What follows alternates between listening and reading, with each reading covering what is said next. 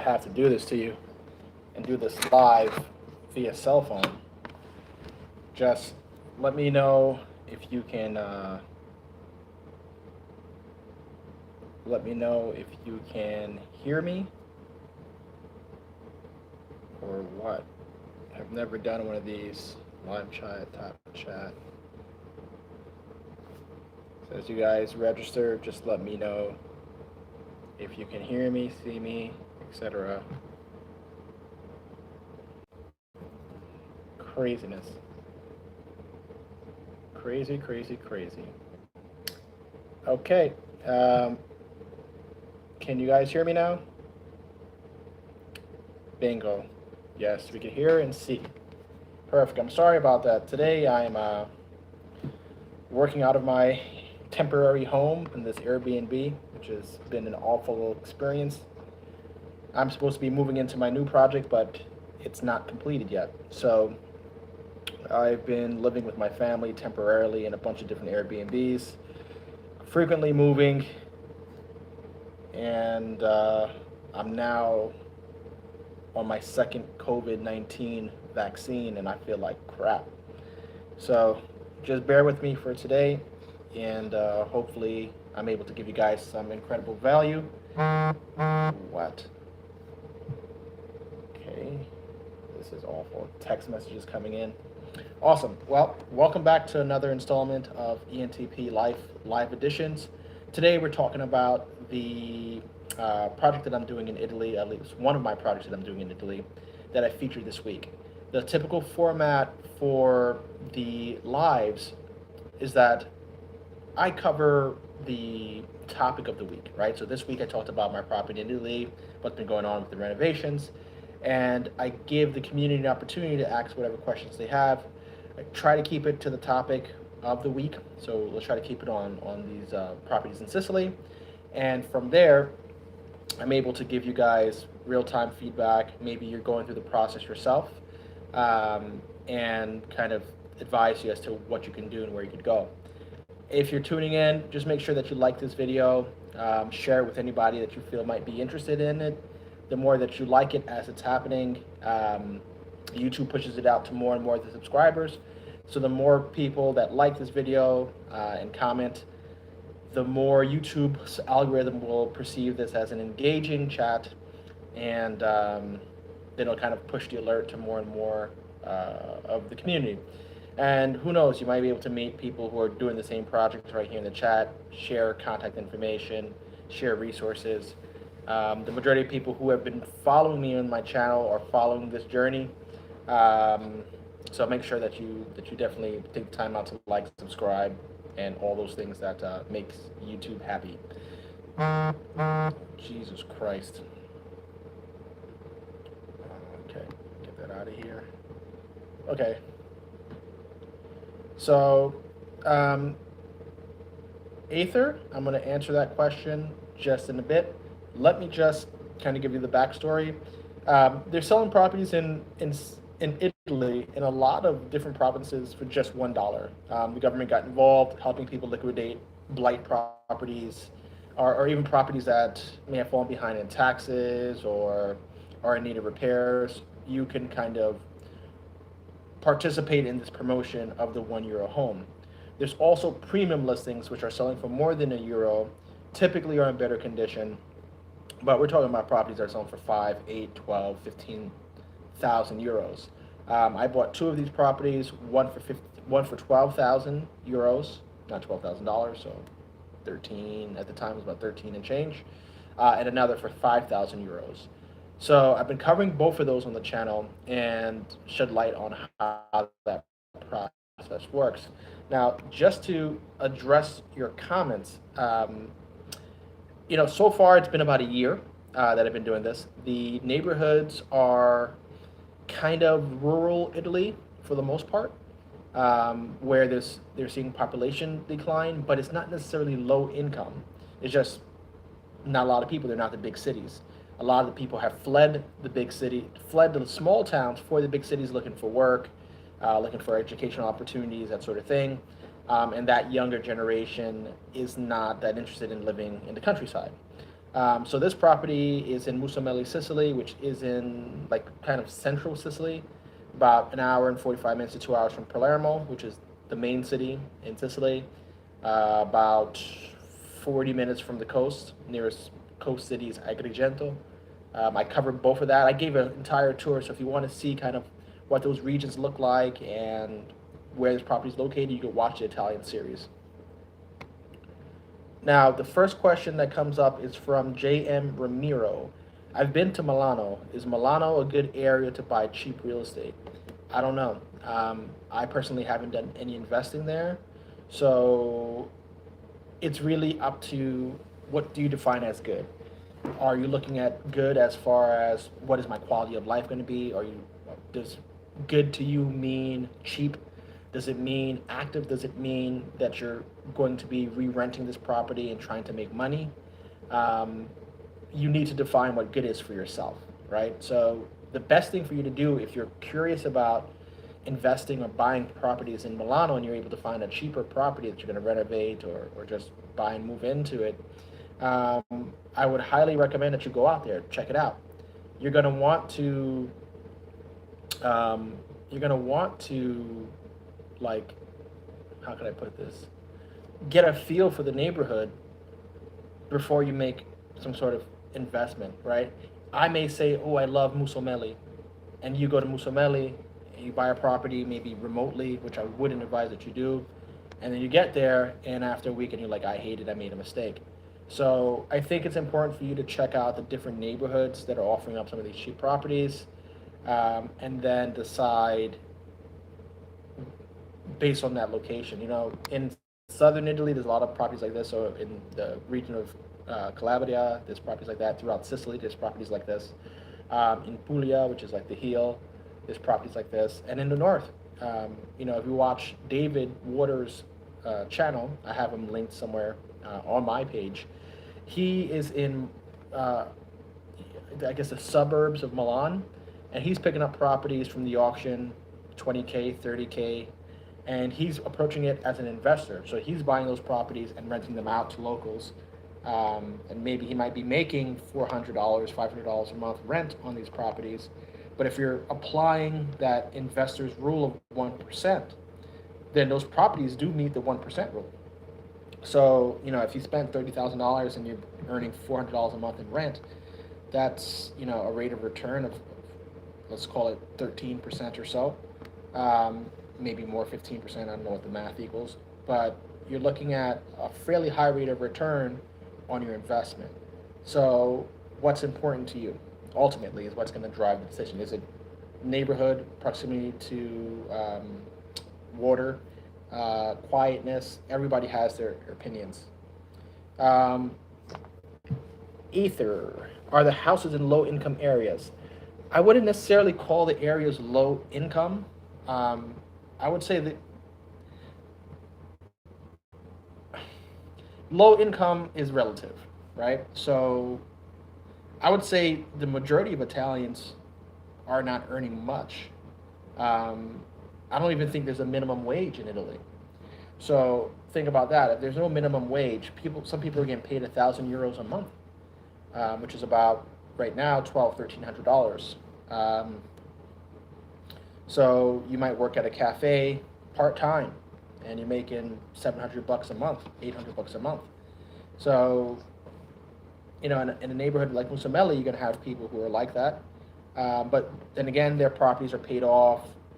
They might have a car. They're able to eat and maintain themselves. So it's not like you're in a war zone per se. Like, you're definitely not in a war zone. It's rural. Just think about rural America. If you're like in rural upstate New York, in a small town like, for instance, Port Jervis or Elmira, if you're familiar with New York, and these are small towns with populations of 8,000-10,000 people. Obviously, you'll find that in like Kentucky, Tennessee, Alabama, and you could find a nice house and great neighbors, and it's just people generally don't make much money there. But I wouldn't consider it like a really low income place. It's more like there's just not much economic activity in these neighborhoods other than what's sustaining the areas. There's a bank, there's a drugstore, there's supermarkets, gas stations, everything that you would need to sustain a town. Um, so for me, what I like about Musomeli is that the people were extremely friendly with me, warm, typical Sicilian charm, um, and I live a pretty busy lifestyle, and it just felt refreshing to just be in like this green mountainside, um, and being able to kind of escape my, you know, inner city routine. So that's kind of what it's like. So Lawrence Daly, welcome, and thanks for the question. Is there a market for resale? You know, I think there is.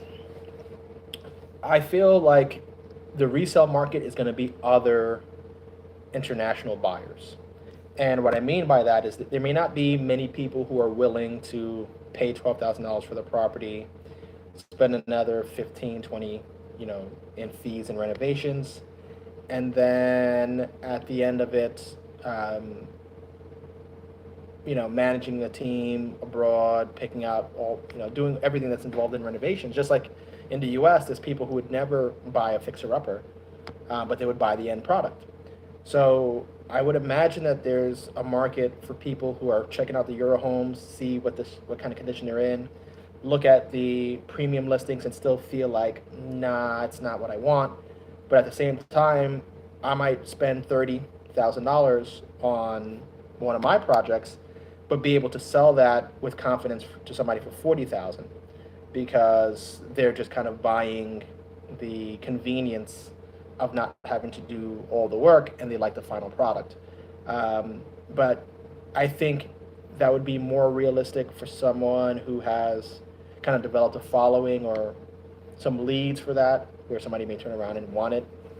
I've thought about kind of doing a resale market where I buy more of these properties and do kind of turnkey work. But, to make $10,000, not for me. It's not necessarily, it would be more for fun just to see more people come into the community, doing my part to bring more foreign investment. Because as more foreigners come to Musomeli, they're going to want the things, they're comfort creatures. And they're going to be people who are like, hey, I want to retire here. I'm going to open up a art gallery. I'm going to retire here and I'm going to open up a restaurant. You might find somebody who's Brazilian and they say, hey, I would really like to live here. And I have, Italian heritage. And I'd love to have like a Brazilian style bar and or like something like that. And it's different for the community, and it gives them their little corner to do their thing. You might have a woodworker, you might have all kinds of people who are doing creative type of work. I think for creative types, it's awesome because the prices are low, and there's going to be kind of a desire for the products that you're developing because they're going to typically be different.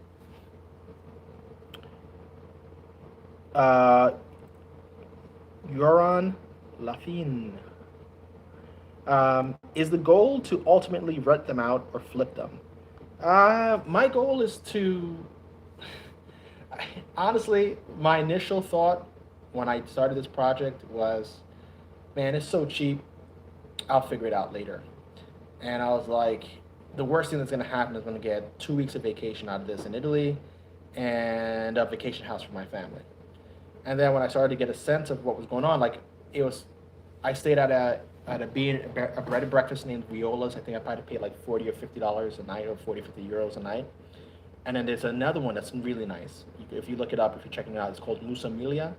It's an Italian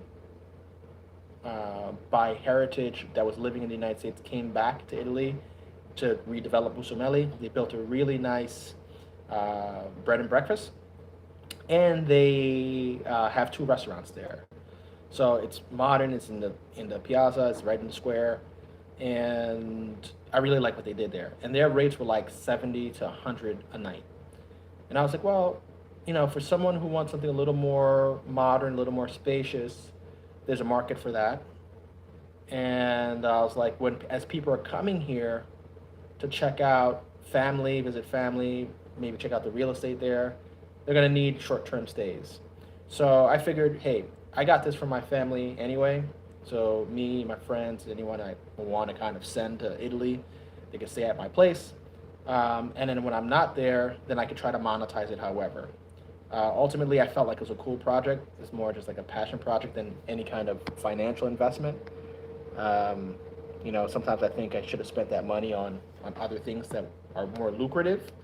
But I've been having fun with this project, and apparently, I'm the only one who's doing this and clearly talking about it. So I'm adding value to the world.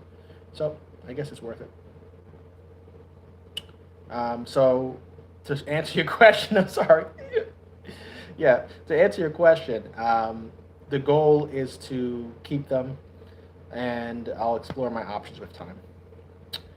Noriko B. Hi, Carl. Good to see you. Good to see you as well. This is Nori.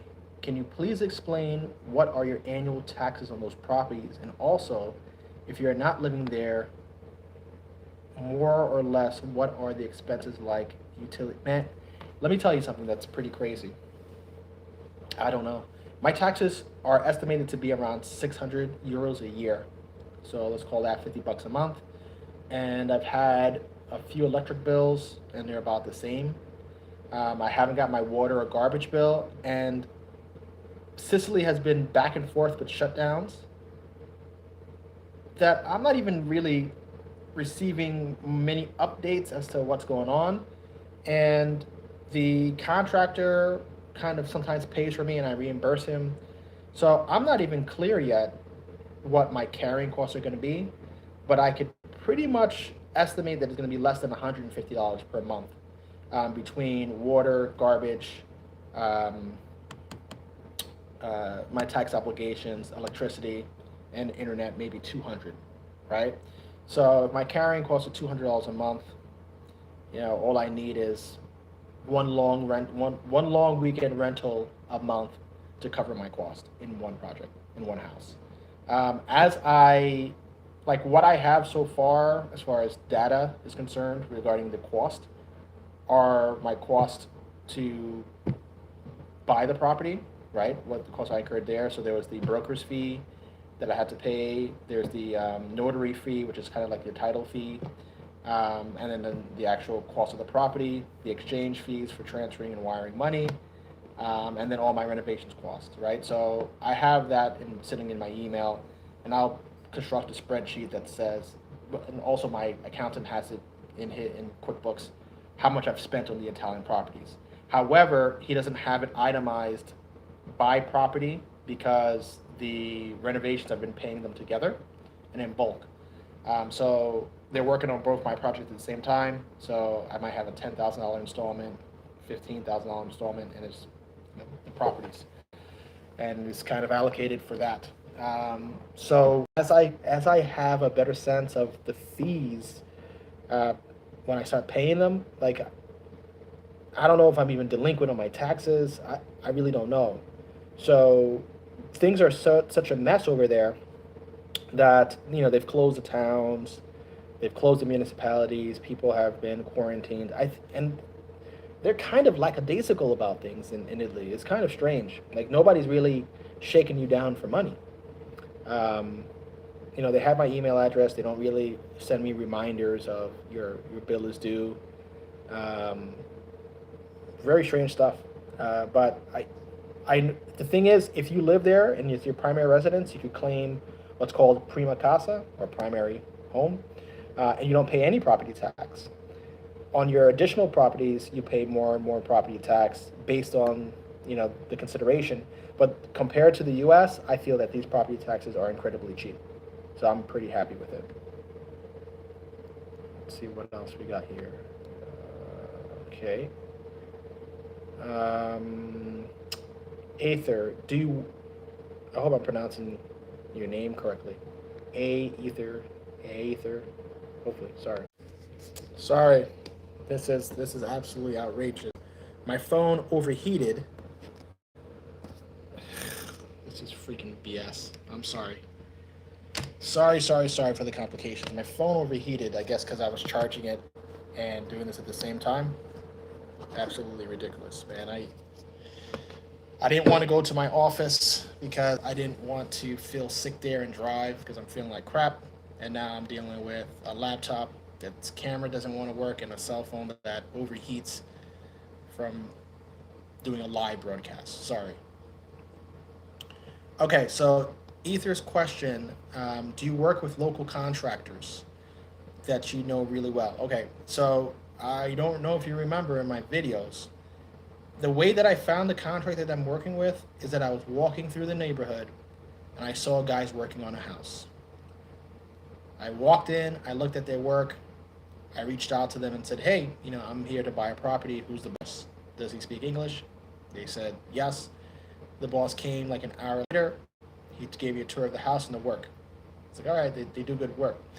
He then told me the he then told me um, that the owner of the home was a guy from the UK, and his name was Sean, and I might feature him here one day.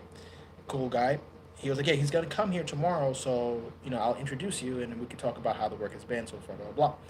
So then I hung out with Sean, and Sean was like, man, I'd love to tour these properties with you. I got this relationship with the contractor, and I like the work he's doing so far. He's been easy to work with, et cetera, et cetera.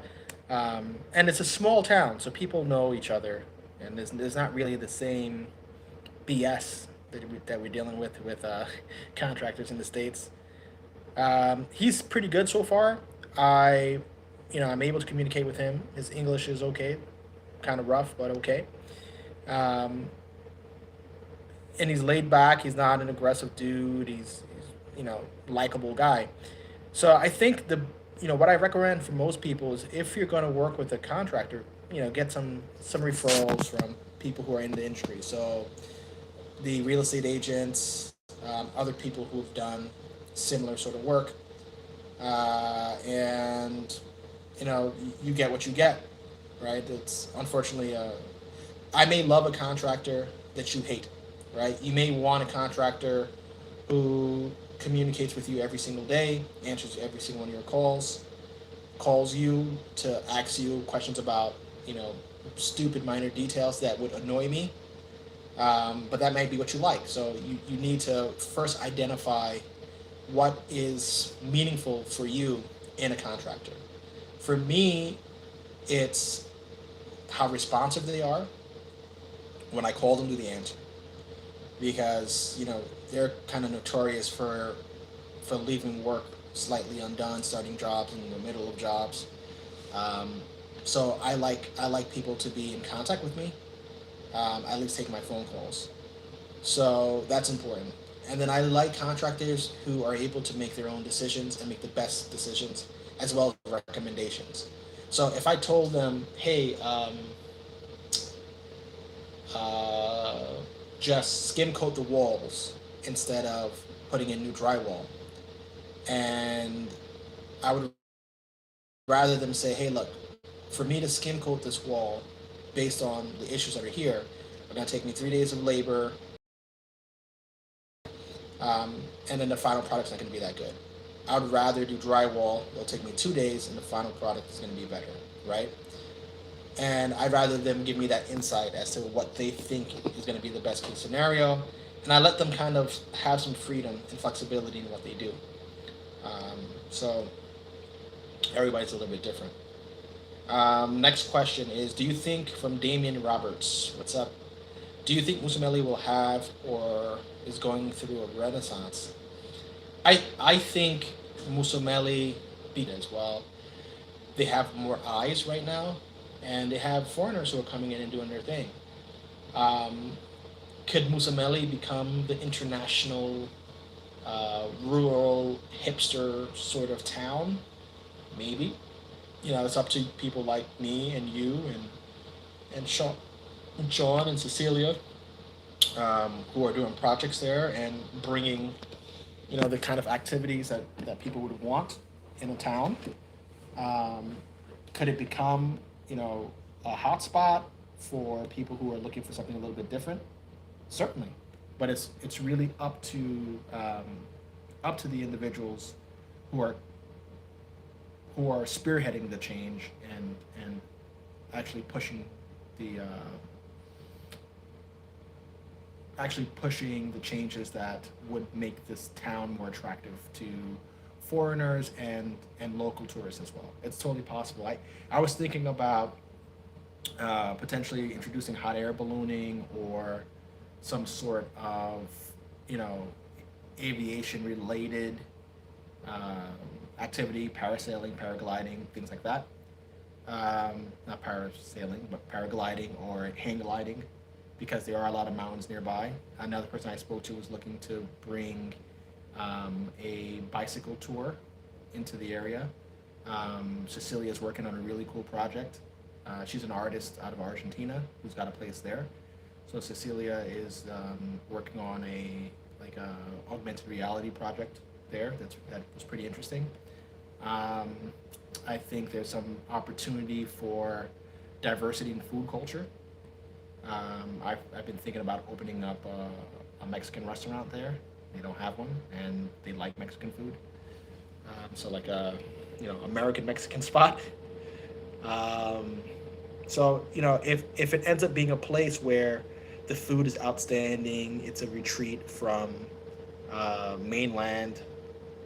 People want to get away from Palermo and spend some time in rural Sicily. It could be that, just based on what people are doing, creating high quality vacation rentals, creating activities. People going there for their kids, nightlife, food. It's totally possible. It's up to us to really make that happen. Carl, I'm interested. This is Molala. Carl, I'm interested in the course you have to offer in regards to starting a nurse staffing firm. What did you say your email address was? My email address is Carl, Karl, at Solis, that's spelled Solis, LA, like Los Angeles, and my last name, Pierre, Pierre.com. Just use staffing agency in the subject line and shoot me a message there. If you look at my videos covering staffing agencies and you read through the comments, tons of times that I put my email address in there.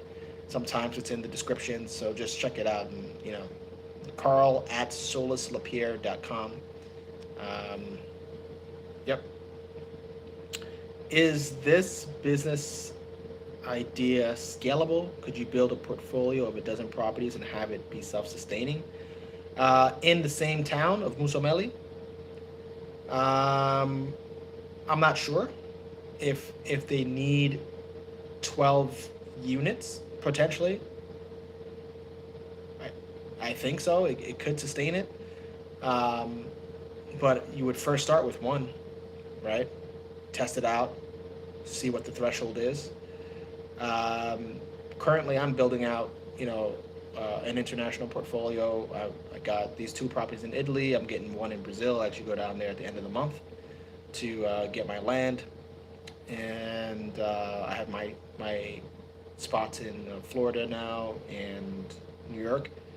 So I'm hoping by the end of the year I might end up with 3, 6,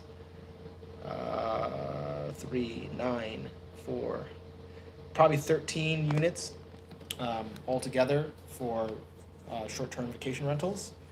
And I'll expand in markets where I see, there's room.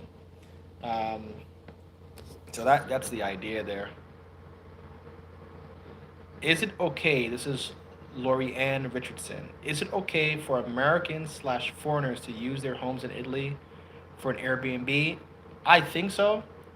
I haven't looked at any of the laws to figure it out, honestly. Like I said, for me, this is more just a whatever sort of project. It's not a lot of money for me. It's not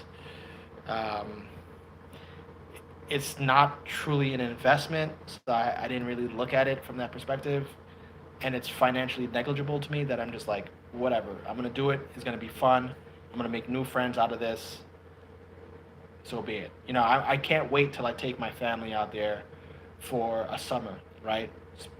Spend time in Musameli, spend time in Agrigento, spend time in Palermo, bounce around, visit the entire island, build within the community, meet people, other people who've either been watching this channel and bought their own. So it's a lot different for me than a pure investment play. This has to be a passion project for most people. I wouldn't recommend it just yet as being financially viable um, as a business because I haven't tested it yet. And that's my own method. If I haven't done something myself where I have produced a return, I'm satisfied with the outcome, I don't start sharing that sort of detail and encouraging people to do something if I haven't gone through it myself. Um, so I haven't gotten to the point where I start to monetize these properties yet. So I'm not an expert on that. Right now, I would say I am knowledgeable of the process of getting there, touring the properties, buying the properties, renovating the properties, and that's the extent of my knowledge. I haven't started renting it yet. But I would imagine, I've seen the other bread and breakfasts on Airbnb. So, and it's a small town that is so like welcoming to foreign investment. I don't see there being an issue, you know, personally. It's creating local jobs, it's bringing people in to spend money. There is no like chain hotel there or anything, so it's all bread and breakfasts and mom and pop shops. Like Viola's is a cafe and restaurant with maybe 12 units in the structure. And they had one and they expanded, so it's a small town. Cody Watson, yeah, another one of us maniacs. I'm glad. Do you feel that the do you feel that the description of you as an ENTP fits? Do you identify with the results? Sorry, big hands in there. Suzette Laus. Yes, I got some good prices. I'm just a scaredy cat. Um, for me, the way that I deal with fear like that is that I simply ask myself, what would hurt me more? The loss of money and the stress of the process, or sitting around on my deathbed thinking to myself, I should have with my life. And I don't want to be anywhere, anytime thinking I should have done things differently. A lot of us kind of had like life dreams and goals, and that's what I stress here is like really you got to make time for yourself to live your dreams. That was, I had a problem. I guess I'll just give you some background on me. I was previously married, and I married the wrong woman for the wrong reasons.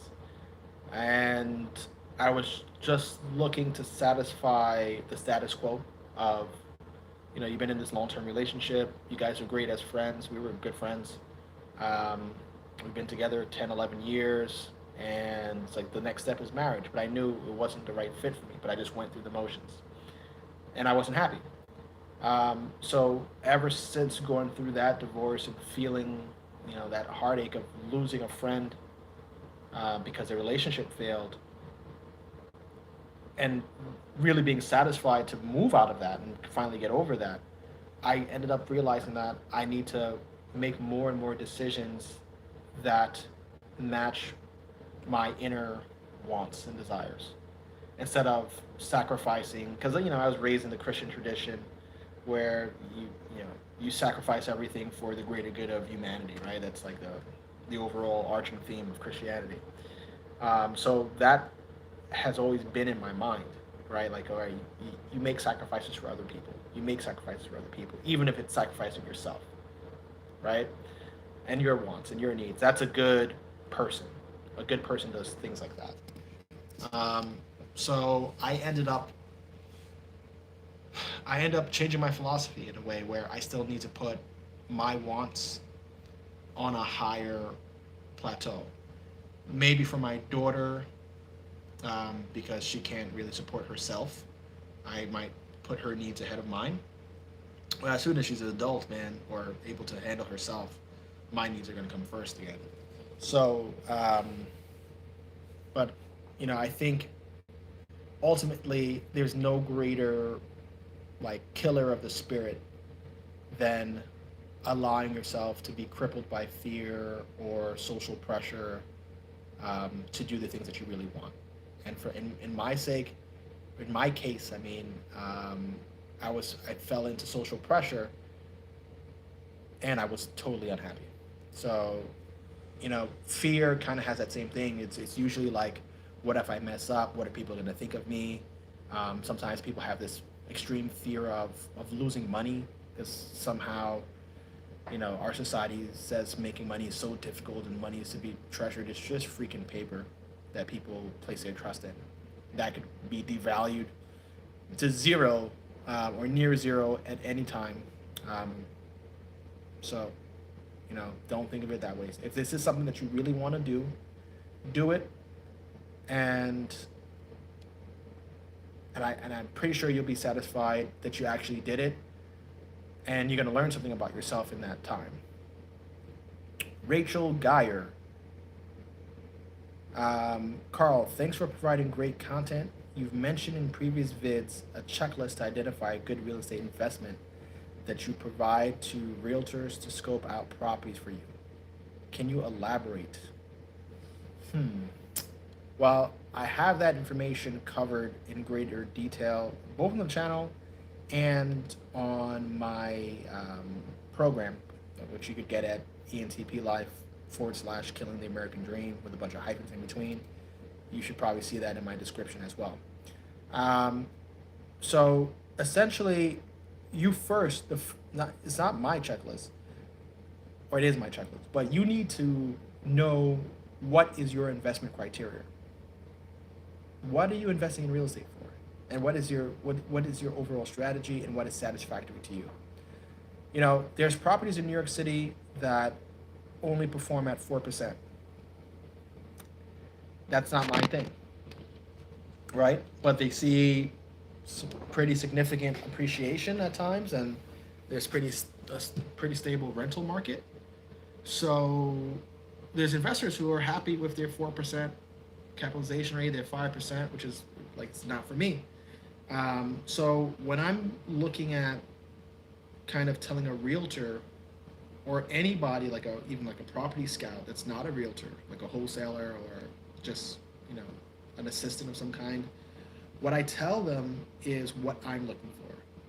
I'm looking for properties that when I am done with them, purchased, renovated, that I will have about a 30% spread between my purchase, renovation cost, and fees and the retail value of that property. And the reason for that is that there's enough money to be made on the resale, and that's the ratio that's required if I'm going to be doing a cash out refinance. They're going to only refinance me 70, maybe 75%. Okay? Given that, those are my first rules. The second thing is, does this property produce 1% in gross revenue as a rental versus what I've invested, right? So if I, again, put in $70,000, let's just say, to kind of round it out, it's a $100,000 property, and it's worth $100,000 in the retail market. But I bought it for $40,000, and fees and renovation was another $30,000. That's $70,000.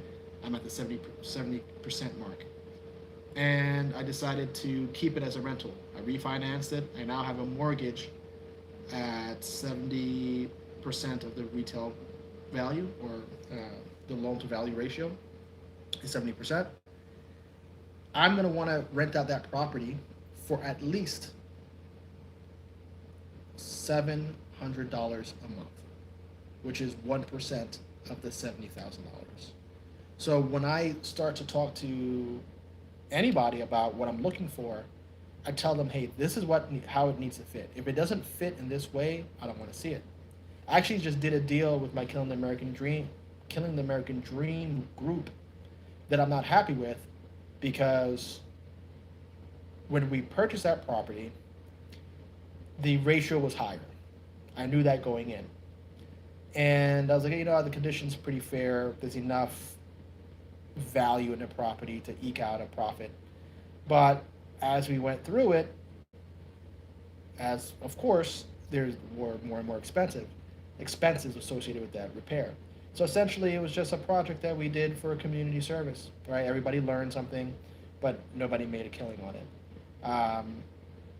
So it's very important to stick to those ratios because even if you had the 70% in the initial forecast and it ended up running 78, 83%, there's still 17% profit margin there, gross profit margin. You're going to lose money on your, 5 to 6% on your agent's fees. Now you're only making 12%. So your profit went from $30,000 to $12,000. You got to remember, you got your attorney fees, your final water bills, other stupid fees. You end up making nothing. So the rule of thumb is be in for less than 70%, and make sure that if you were to keep that property, that you're able to do at least 12% a year annually gross revenue. Because then after you pay your mortgage, even if the mortgage is at 5-6%, you still got a 6% spread for maintenance and your profit margin. So that's the logic there. All right, guys, thank you very much for joining me here. It's time for me to get out of here. I actually got to go on a late night walk as part of my exercise routine. I am trying to trim up and get more muscle definition. So I'm on a 30-day challenge. No carbs, eating lean proteins and tons of vegetables, and exercising daily. And what I read is that walking actually does a lot for burning off calories, more so than jogging can, right? Not more so than jogging, but in contrast to jogging, because jogging can be hard on your joints, your ankles, your knees. It's a little more stressful on the body. But you could walk for twice the time and make up for it, and you're not going to feel as depleted and defeated. So I've been working out, doing calisthenics, running. I no longer have my gym in my building because now I'm going to be living in a home. And I got to go on my walk so that I stick with my regimen here. Burn a couple calories, think, reflect on what's going on in life. But any of you guys, you always feel free to reach out to me at that Carl@Sosa here. I do answer every comment, at least if it's the first comment, because YouTube only shows me the first comment.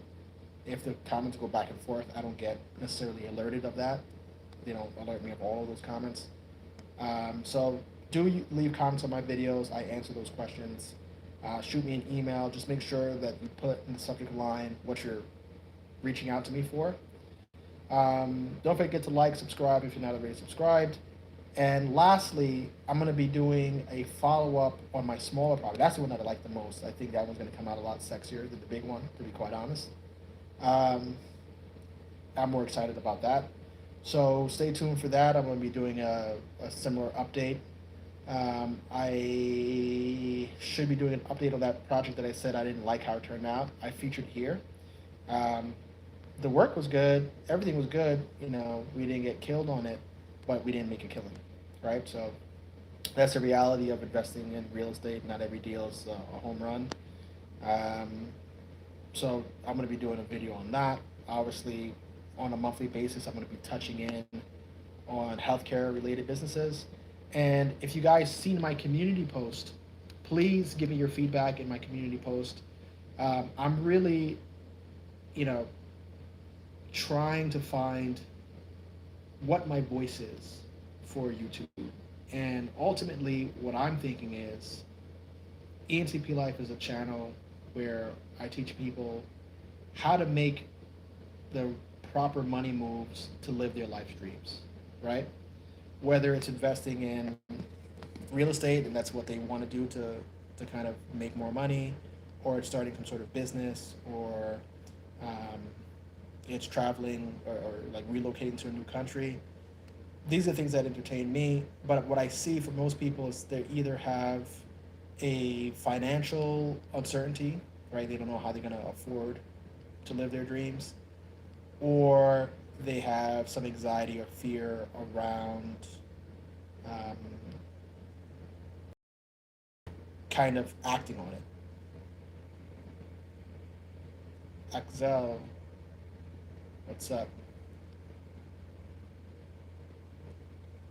Like Axel, lot of guys, father. What's up? What's up? What's up? Yeah. So really, I'm trying to kind of focus in on that. So I'm really able to give people who are like, hey, you know what? I just want to sort of break bad in life, and I'm tired of this routine. I'm tired of this job. All I need to do is make an extra 5 grand a month, and I could retire, or I could make 3 grand and live in Colombia and live pretty well. So I'm trying to give people more guidance on how they can unwind from their routines and really renegotiate their time so their time is concentrated on living out their life stream. So I think that's the direction, but I have so many interests in so many different topics. Like, I'm a subscriber of this one channel, Airbnb Automated, right? 200. Oh, freaking nonsense. 200,000 subscribers, right? And all he talks about is Airbnb over and over and over and over again. No way. My Mojo Grip, Mike, love Mike. He has the same problem.